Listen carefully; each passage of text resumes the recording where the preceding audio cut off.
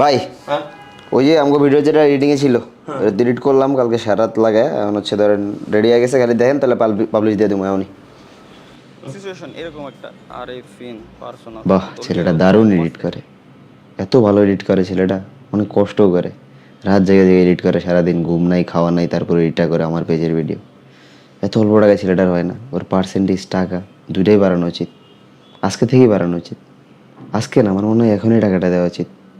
এখন মানে আমার মনে হয় এখনই মানে একটা বের করে এখনই ওরাতে টাকাটা দিয়ে দিই, তাহলে খুশি হবে।